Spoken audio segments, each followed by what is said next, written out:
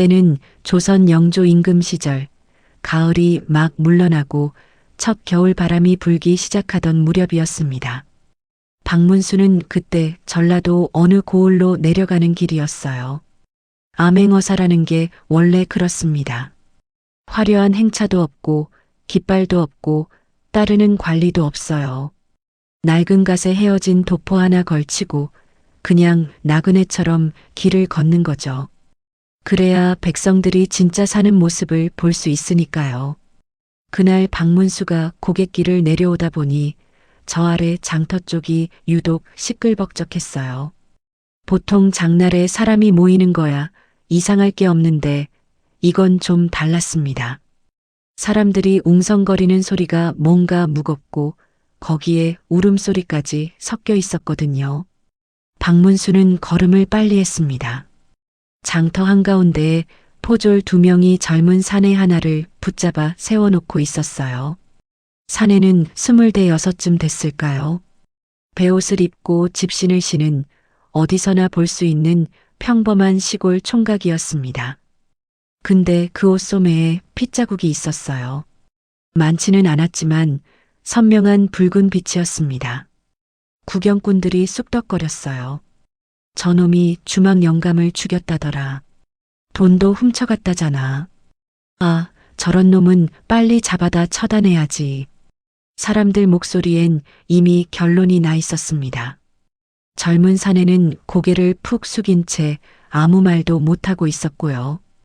포졸 하나가 사내의 멱살을 잡아 흔들었어요. 이놈, 이실직고해라. 내가 어젯밤 최 영감을 죽이고 돈주머니 훔쳐간 거 맞지? 사내가 떨리는 목소리로 말했습니다. 아닙니다. 저는 정말 모르는 일이에요. 저는 그냥 하룻밤 묵고 일찍 떠나려 했던 것뿐이에요. 거짓말 마라. 내 옷에 피가 묻어 있잖아. 그건 어제 장터에서 닭 잡는 걸 도와주다가 튄 거라고요. 아무도 믿지 않는 눈치였습니다. 포졸은 이미 사내를 관하로 끌고 갈 준비를 하고 있었어요. 그때 박문수가 앞으로 나섰습니다. 잠깐. 짧고 낮은 한마디였는데 묘하게 주변이 조용해졌어요. 박문수의 목소리엔 그런 힘이 있었습니다. 요란하지 않아도 사람을 멈추게 하는 그런 무게감이요. 포졸이 눈살을 찌푸렸어요. 누구요, 당신은? 지나가는 나그네요. 근데 뭔 일인지 좀 알아도 되겠소? 포졸이 코웃음을 쳤습니다. 알아서 뭐하게요. 어서 비키시오. 죄 없는 사람 잡아가는 꼴을 보고도 그냥 가면 나중에 발 뻗고 잠 못 자거든요. 그 말에 포졸이 발끈했지만 박문수는 이미 구경꾼들 사이를 헤치고 들어가고 있었어요. 사건은 이랬습니다. 고을 어귀에 최 영감이 운영하는 주막이 하나 있었어요. 꽤 오래된 집으로 길손들이 밥도 먹고 하룻밤씩 묵어가는 곳이었습니다. 전날 저녁 이 젊은 사내가 그 주막에 들렀어요. 밥 한 상 먹고 방 하나 빌려 잠을 잔 거죠. 그런데 그날 새벽 최 영감이 자기 방에서 싸늘하게 죽어 있는 걸 딸이 발견했습니다. 주막 문도 잠겨 있었고 외부에서 침입한 흔적도 없었어요. 게다가 영감이 늘 허리춤에 차고 다니던 돈주머니도 사라졌고요. 남은 식구라곤 딸 하나뿐이었는데 딸은 아버지 시신을 끌어안고 울고 있었습니다. 포졸들이 수사를 시작했어요. 그날 밤 주막에 묵은 손님은 이 젊은 사내 하나뿐이었습니다. 게다가 사내 옷에 핏자국까지 있으니 포졸들로서는 더 볼 것도 없다고 생각한 거죠. 박문수는 포졸들 이야기를 다 들은 뒤 딱 한 가지를 요청했습니다. 시신이 있는 방을 한번 봐도 되겠소? 포졸들은 떨떠름하게 허락했어요. 박문수를 따라온 건 고을 수령이었는데 이 수령도 사실 이미 결론을 내린 눈치였습니다. 어서 자백을 받아내고 마무리하고 싶어 했죠. 박문수는 방 안으로 들어섰습니다. 방은 좁고 어두웠어요. 창호지 문으로 빛이 희미하게 들어왔고 구석에 놓인 기름 등잔은 이미 꺼져 있었습니다. 바닥에는 얇은 이불 하나가 구겨진 채 있었고 그 옆에 최 영감이 누워 있었어요. 얼굴은 편안해 보이는 편이었습니다. 크게 싸운 흔적도 없었어요. 박문수의 눈이 방 안을 천천히 훑었습니다. 그러다 멈췄어요.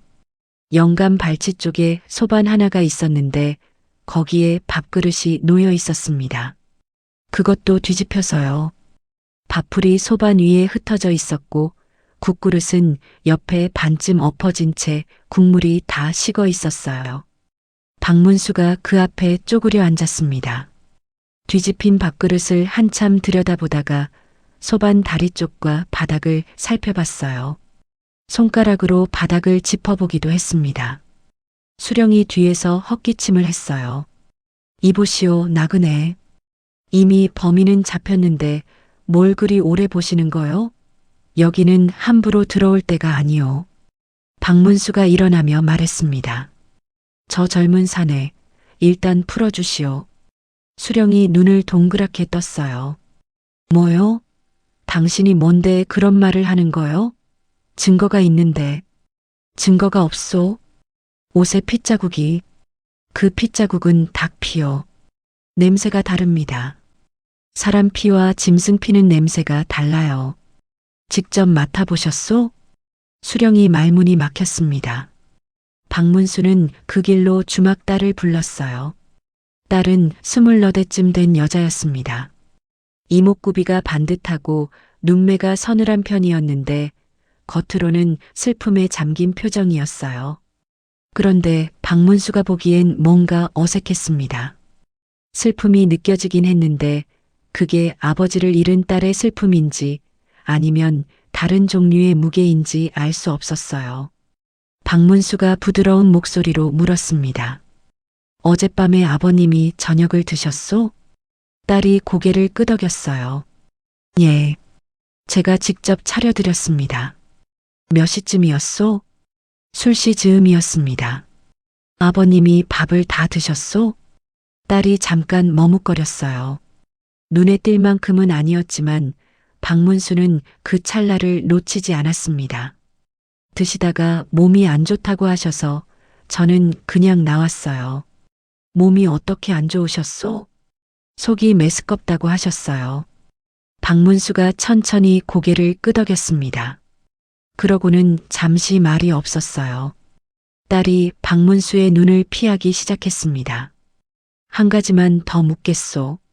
박문수의 목소리가 조금 낮아졌어요. 아버님이 당신을 어디에 팔아넘기려 했소? 그 순간 딸의 얼굴이 굳었습니다. 손이 파르르 떨렸어요. 박문수가 말을 이었습니다. 방 안에 뒤집힌 밥그릇이 있었소.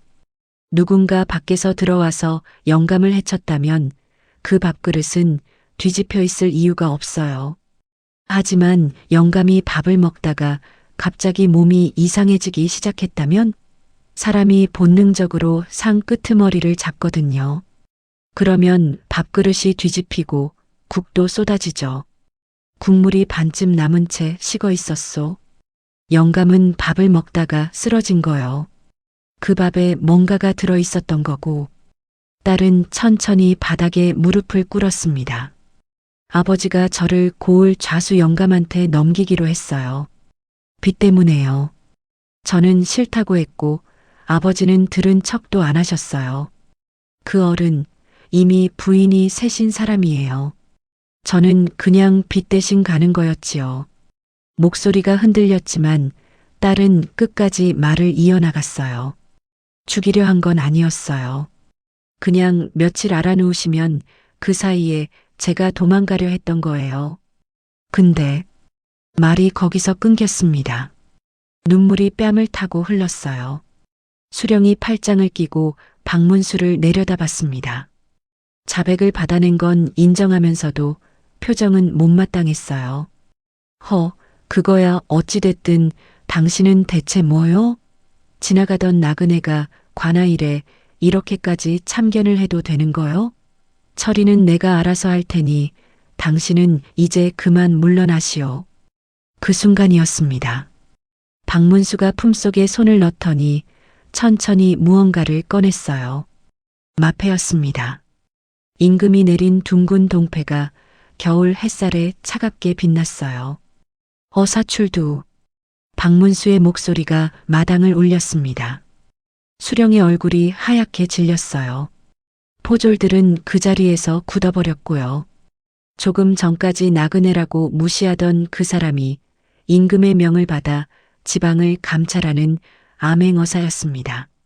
수령이 후들거리는 무릎으로 땅에 엎드렸어요. 박문수는 마패를 도로 품에 넣으며 말했습니다. 딸은 관하로 넘기시오. 죄는 죄대로 다뤄야 하오. 허나 그 전에 빚을 이용해 사람을 사고팔려 한 좌수 영감도 함께 조사하시오.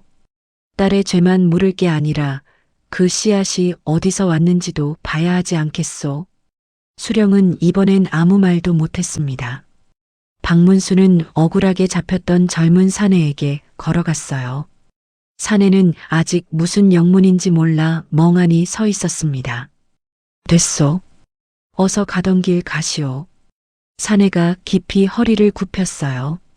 어르신, 은혜를 어떻게 갚아야 할지. 박문수가 손을 저었습니다. 나한테 갚을 필요 없소. 나중에 억울한 사람 옆에 있어줄 일이 생기면 그때 기억하시오. 박문수는 그날 저물녘에 그 고을을 떠났습니다. 아무도 그가 어사인 줄 몰랐어요. 그냥 눈 밝은 나그네가 지나갔다고만 생각했을 거예요. 뒤집힌 밥그릇 하나에서 진실을 읽어낸 사람. 칼 한 번 뽑지 않고 소리 한 번 높이지 않고 그냥 방안을 조용히 들여다보는 것만으로 사건을 풀어낸 사람. 그게 어사 박문수였습니다. 구독과 좋아요 부탁합니다.